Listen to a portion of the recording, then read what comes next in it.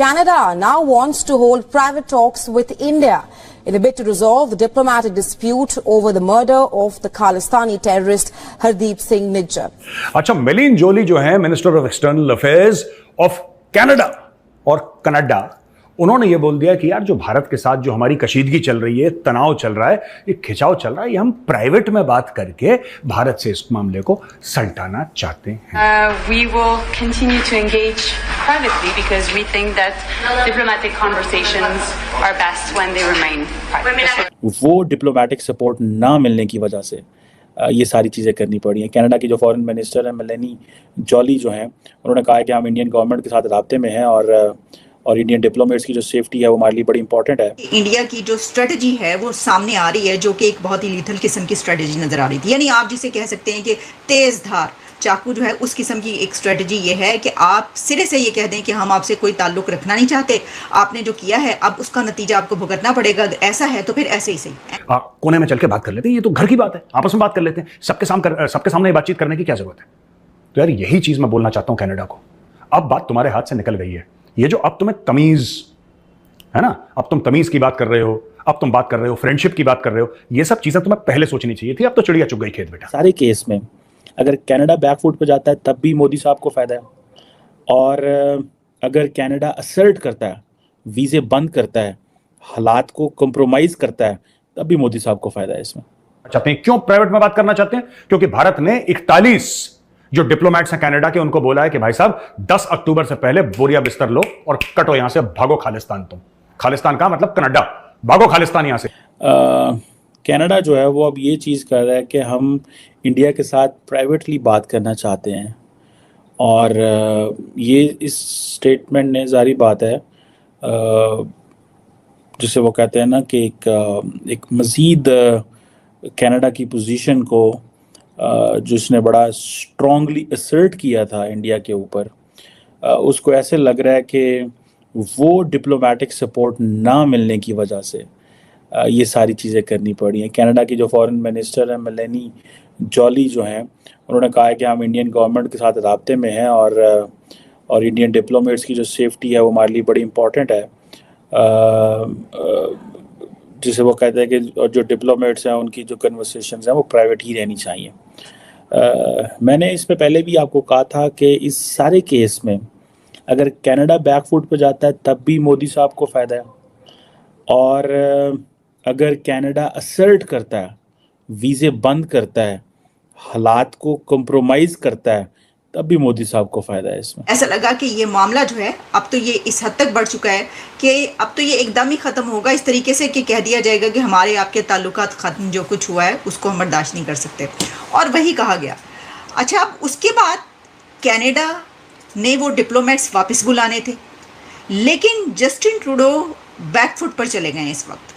इसकी वजह यह है कि जस्टिन ट्रूडो की तरफ से ये कहा गया है कि वो कंस्ट्रक्टिव टॉक्स चाहते हैं इंडिया के साथ. वो ये चाहते हैं कि ये जो सिचुएशन है ये एस्केलेट ना हो, वो इसको नहीं बढ़ाना चाहते. अब इसको हम क्या कहें, ये यू टर्न है, ये बैकफुट पे चले जाना है, या ये नीस पर आ जाना है, यानी ये घुटनों पर आ गए हैं क्या? इसकी वजह क्या है? देखिए, इससे पहले अच्छा इसके अंदर एक और बात की गई. जो फॉरेन मिनिस्टर हैं कनाडा की, उन्होंने ये कहा कि हम प्राइवेट टॉक्स चाहते हैं, हम इंडिया से प्राइवेट टॉक्स चाहते हैं, क्योंकि डिप्लोमेटिक मैनर्स में प्राइवेट टॉक्स जो होती हैं वो एक सेफ वे होती हैं, वो एक सही रास्ता होती हैं.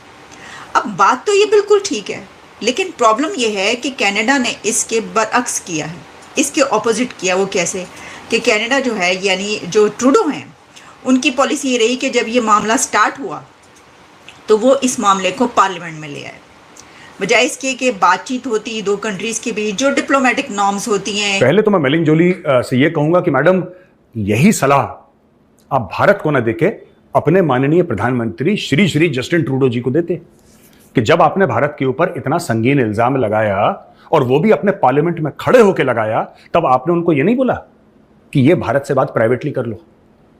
आपने शुरू करा था सिलसिला. This was started by Canada. आपने शुरू करा. हम ये, आपको क्या लगा, आप गोरे हैं, वेस्टर्न वर्ल्ड के हैं, G7 के मेंबर हैं, तो भारत को आंखें दिखाएंगे, भारत बोलेगा यार आज बड़ा डर लग रहा है कनाडा से. आपको क्या लग रहा था ये होगा? आप व्हाइट, वेस्ट और wealthy, the 3 Ws, white, west और वेल्दी अपने घर पे होंगे। यहां पे आपकी एक नहीं चलेगी, ना कोई चलने देगा। यह है कि अगर इंडियंस ये कह रहे हैं कि हम ऐसे करेंगे, ठीक है जी, तो इसका मतलब ये है कि कनाडा के लिए कोई इतना ज़्यादा सपोर्ट वेस्ट से नहीं आई। And somehow India has also been successful, or the Canadians have failed to make the international community understand, or the Canadians have failed to the international community make understand कि ये उनके लिए political issue नहीं है, because India कह रहा है ये जस्टिन ट्रूडो के लिए पॉलिटिकल इशू है। जस्टिन ट्रूडो कहते हैं नहीं, this is an issue of sovereignty, this is an issue of हमारी कॉन्स्टिट्यूशन का मसला है, हम किसी मुल्क को लॉ नहीं करते कि हमारे मुल्क में आके एक्स्ट्रा जुडिशियल किलिंग्स करें एंड ऑल दैट। सो ये अब जब जस्टिन ट्रूडो साहब से पूछा जाता है कि आप अगर इंडिया ने आपके लोगों को निकाल दिया तो आप क्या करेंगे, क्या आप भी इंडियंस को निकालेंगे? तो उन्होंने कहा है जी कि हम एस्केलेट सिचुएशन को नहीं करेंगे। अगर आप सिचुएशन को एस्केलेट नहीं कर रहे तो फिर आप क्या कर रहे हैं? आपने एस्केलेट किया, आगे से प्रेशर आया, आप पीछे हट गए, इंटरनेशनल कम्युनिटी ने अपनी सपोर्ट जो है वो इस हद तक दी आपको, एक रेटर की हद तक, जी ठीक है जी इम्पोर्टेंट है जी, बड़ा इम्पोर्टेंट है, हमारे लिए बड़ा इम्पोर्टेंट है, और वी टेक उनकी एलिगेशंस को बड़ा हम सीरियस लेते हैं, we are very concern, so and so, इस तरह की चीज़ें जो है, ठीक है ना जनाब। कि जनाब इस तरफ से स्पोक्स पर्सन की तरफ से कहा गया, दूसरी तरफ से जो है वो कोई जवाब आया, फिर इस तरफ से, इस तरह की सिचुएशन होती है। लेकिन कनाडा ने, जस्टिन ट्रूडो ने ये किया कि वो सीधा वो पार्लियामेंट में ले आए और उसके बाद वो मामला एकदम से बहुत उठा दिया उन्होंने, और वो इस हद तक बढ़ गया कि फिर ये तो पता चला कि जनाब ये तो बात बहुत आगे बढ़ चुकी है। लेकिन जो मैंने एक बात की कि वो जो स्ट्रेटजी हमें नज़र आई मोदी हुकूमत की तरफ से, वो एक बहुत ही डायरेक्ट स्ट्रेटजी थी, जिस पे उन्होंने स्टार्ट से ये किया कि इसको जो है वो हल्का नहीं लिया।